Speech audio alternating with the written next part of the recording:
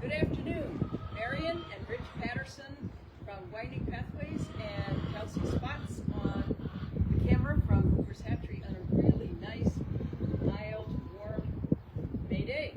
So today we're talking about predators, and we are doing this in two parts.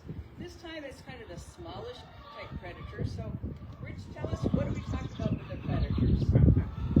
Next month we're going to talk about bears, the really big predators, but today we're smaller, like raccoon size, and real small. Most people don't think of mosquitoes as predators, but they are. Right. So we're talking about ways to keep the chickens safe from predators. All right, well, chickens and eggs are good to eat, but what does this kind of a screen have to do with chickens and predators? Because if I were one of those predators, I could easily rip this apart. So what's this all about? The most important thing is if a predator can get to the chickens, Right. he won't kill them. So prevention, it sounds like. It's prevention and exclusion. Okay. Most, not all, but most of the animals that would like to eat a chicken come out after dark. Or right when it's getting dark, they work the night shift. Right. And in the morning, when the sun comes up, they go back home and they don't hunt the chickens. So Right. the number one thing is to have a good, tightly sealed coop Okay. with a pop hole. Close that just before dark and plug up any way that those animals can get in, and that greatly reduces the odds that something will kill a chicken. All right, let's take a look over here at the pop hole Rich is talking about. I can close it now. Yep, he's going to close that pop hole. So just before dark, we want that pop hole closed. And if you have to leave early in the late afternoon, you just shoo the chickens in, close the pop hole door, and that's good. So that takes care of that part of it. So Rich, what about the exclusion part? We got the pop hole door taken care of. Pop hole door is the most important thing for excluding, and make sure that it gets closed. And Right. if you are not going to be home, you can get automatic closers. Right. If you are home, it's important to put the latch on the inside, because raccoons have very dexterous hands, Yeah. and they're very smart, and they can figure out a latch. So put Okay. the latch on the inside. The raccoon's on the outside, he can't get to the latch. All right. Right. So tell us about this part here. Okay, exclusion is windows, in part, and cracks and holes. All right. So Okay, let's do the windows first. Windows, and you need two ways to exclude predators. Right. You want to keep the mosquitoes and the gnats out, All right. so you need mosquito netting. But a raccoon, it's not a challenge at all to rip through. So you need two layers of screening on the window. One of them, a heavy-duty Boy, that is wire heavy. like this, or hardware cloth, Wow. that raccoons can't get through. Okay, and let's take a look here. We come over to the window, we'll see both of those. You can see on the outside we have the screening and the little tiny wiring on the inside. So you should be able to see that. And it's tacked down really tightly, is that right? Yes, and if possible, it's not always possible, but my preference is to have the mosquito netting on the inside. So if the raccoon's trying to get in, he can't mess up your mosquito net. Yeah, because that's He's a got pain to this to do. do. Okay. So excluding, you get those windows secured, Okay. pop holes secured. Then there are all kinds of little holes and cracks. Yeah. Okay, and raccoon can't get through a small hole or crack, but weasels can. Okay, mice can. Yep. Mink can get through a pretty darn small hole. So you want to be sure to look around, Okay. go out and plug up any cracks or holes. All right, do we have any examples here that we can show where there's a crack or a hole? Well, right over here is one. You can see, what's that pinkish stuff, or pinkish yellowish stuff? That was the way they could get in, and I took expanding foam. This is stuff that you can buy in home places, and you carefully wear a pair of gloves, but you squirt it in the hole, and as it dries, it expands to fill all the space. All right, so that would be one example of finding a little spot And filling it using up. expanding foam. Okay. Sometimes you can use just plain old caulk. Okay. Okay. Now, Why did you steal my brush from the kitchen? What's that about, Rich? Come on. We haven't talked much about mice, but No. mice don't kill chickens, but they love to eat the food, and they're predators of chicken feed. And you want to keep them out of the chicken house, and that's really hard, but a mouse can get through a tiny little hole. And I like to keep a few of these. They're chore girls, they're scrub heads, Right. made out of stainless steel. And you see a little hole, and you're busy, you don't have time to do a major surgery, you can just stick this in the hole, and they can't chew through it, it's metal. Sure. Okay. A steel wool works, but it will rust after a while. These Right. don't rust. So this is a temporary way. And then afterward, take this out and use expanding foam or make carpentry, put a board there or something like that. But this is good for small crops. Okay, and we have a few of these in the house. You keep this around and this around. Why do you keep this stuff around? Why can't I just go get it? You never know when you're going to need it. All right, so being prepared that way is another example. And it's like life's lesson. Whenever you need to do something right now, you have 80 other things you have to do that are important. So Right. you keep what you got at the end, and you can make a quick fix. All right. And Good. we maybe should talk a little bit about these. Yes. Why we put them here. So, yes, so that's for the nighttime guys, and this is really scary looking. Why do we have traps, and why can't you just trap these darn coons and possums and whoever? Usually the very first thing somebody thinks about if they lose a chicken or several to an animal is, I'm going to shoot it or I'm going to trap it. Right, that sounds kind of mean. And yeah, you can do that, but the problem is that you don't have one raccoon. Okay? You have lots of raccoons, and many of these animals are protected by law. It's not even legal to shoot them. And using a trap like this is not very nice. No, they're pretty, And those are terrible using traps, a trap like this, people will live trap, say, a raccoon, and they think, oh, it's wonderful, I'll take them away and let them go, not knowing that raccoons have a tremendous homing ability. Yep. And they will come home. So you have not solved your problem. Yep. Okay, so I don't advocate using traps or guns to solve predator problems because it doesn't solve them. All right. Okay? Excluding them does solve them. Yes. Okay. And so it sounds like if you excluded these predators, they'll look at your place and go, boy, those guys aren't friendly. There's nothing to eat here. I'll go to the other neighbors down the road. So that works. All right. Now, not all predators are out at nighttime, though. There are some. Some In the are daytime. out in the Aren't day. they? And do you know what is the animal that is the most likely killer of chickens during the daytime? Are we talking wild or domestic, or does Not it matter? necessarily, doesn't matter. All right. We're in neighborhoods. I hear lots of woof, woof, woof. Would I be close? Dogs.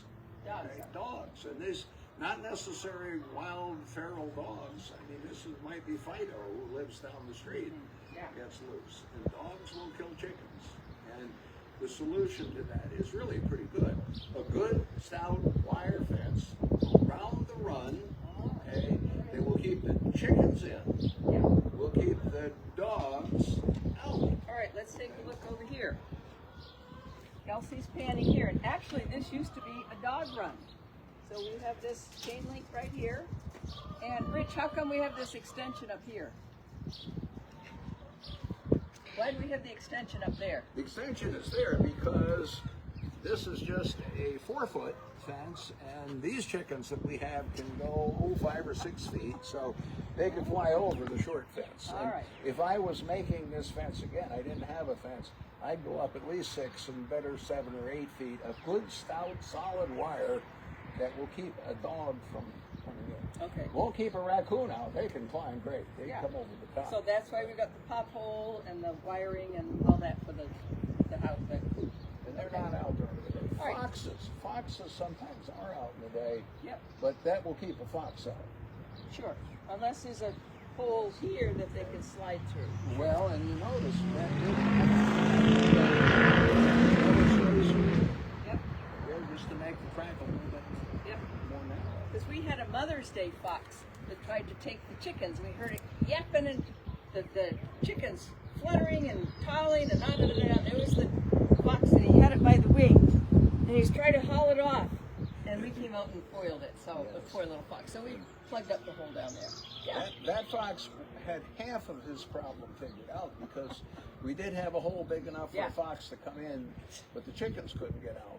And he got in and he grabbed the chicken, but the hole wasn't big enough for the fox and the chicken to get out. So, and all of the chicken friends were yelling and screaming, saying, "Wait, stop! We need help."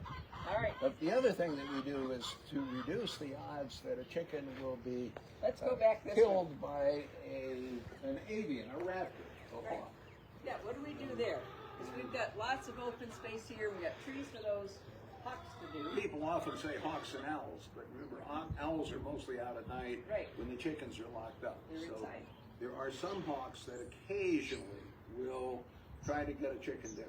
Right. There are some things that you can do. All right. Some easy, some not so easy. If you have a small run, you can cover it over. You can put wire mesh over the top so it has a ceiling. You can even put like roofing over the top so it's solid. But a small run, this would be way too big. Yeah. This is way too big. Okay. If you have a big run, there are some things you can do. And it's weird, but some people have a good success. You buy a spool of fishing line. All right, let's take a look at this. We'll bring it out here closer. You can hardly see it, for Pete's sake. How does that work? And what they do is they take the fishing line and they just stretch it every couple of feet, stretch it across the run. And this stuff is almost invisible to people, but raptors can see it. And it freaks them out, it spooks them, and they're less likely to attack the chickens. And they're doing this up at Etzel Sugar Grove Farm and having pretty good success using fishing nets. Yeah, and I know our neighbor down the way had trouble with some hawks and even an eagle come down and grab a chicken, and then they strung the fishing line across. Problem solved. Okay, we've taken a little different technique here. And when the chickens are outside, they're always watching. I mean, they're always watching. And if a hawk goes over, there's a sentinel chicken, and that chicken will see that squawk. So that's good. The chickens are all alerted, but they have to find a place of safety. So let's take a look. We call these chicken ramadas here, and the chickens will be scattered about. But if they get that alarm call, there's a hawk, they can either go under the mulberry bushes over there, or they can scoot under here, and then the hawk can't come down and get them. All right, now I noticed you've got them away from the wall, and they're kind of spread out, and there is a reason for that, or two reasons actually. It's in the middle because if I put that near the wall or the fence, the chickens will use it as a launch platform. They'll hop up there and then they'll hop over the fence. They sure have done that. So if it's towards the center, they can't do it, and we space them apart a little bit if we want to shoo them in the evening. It makes it easier to do that. But I wanted to show here's one I just made. It's pretty crude, but they're just so simple to make. This is a pallet. Pallets are the friends of people who keep chickens, and you can usually get them free. See piles of them, and you ask the company, could I have a couple pallets? And they usually say, sure. And all this is plain old pallet, and I pulled another pallet apart and got the 2x4s to get it up off the ground, and I just took and just screwed it in so that it has legs. And they're proved they're not exactly parallel, but it works just fine. So pallets are great, and you need a little piece of scrap metal or wood to seal a hole. You need a 2x4 now. You can always tear a pallet apart. No cost. All right.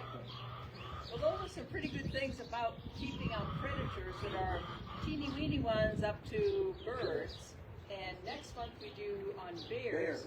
But do you have a kind of a tip of the month that summarizes what we've talked about? The tip of the month is mice. Okay, and mice can get in. I mean, I think no matter how hard you keep the holes, everything plugged, mice will get in. Okay, so two things that are important. One is to always add the feed in a metal sealed container. All right, with a lid. With a tight-fitting lid, so and the mice cannot get at it. Again, this is exclusion, excluding. And once in a while, I do set mouse traps. Yep, we don't like to, but if they aren't smart enough to stay out of the Patterson's house and barn, it's too bad, so sad. There are tips for catching mice, All right. okay, and many people set them wrong. And one is they only need a tiny little bit of bait, just a tiny bit, a little bit of peanut butter, okay, not a big wad of it. And then to place the trap, once it is set, next to a wall like this, because mice will run along. They don't run across here, they run along the wall. So you want it there with the trigger near the wall, and you want 2 or 3 traps set right here. Why is that? It's for a lot of reasons. Sometimes he'll just get winged. You know, you just sort of catch him, and then he gets in that other trap, and boom, you know, he's there. Okay. Let's put this one over by the wall to just show what to do. Well, I would not put it near that. No, how about over here? Here we go. Over here. This is just a sample. We're not going to put it anywhere near people, especially kids who love to gather your eggs. I would set They'll this bump into trap it. Yep. along with others, like right here.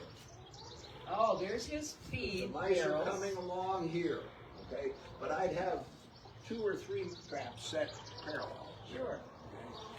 Okay? And that gives me much better odds. And the times when it's most likely to have mouse problems are really in the cooler months. Right.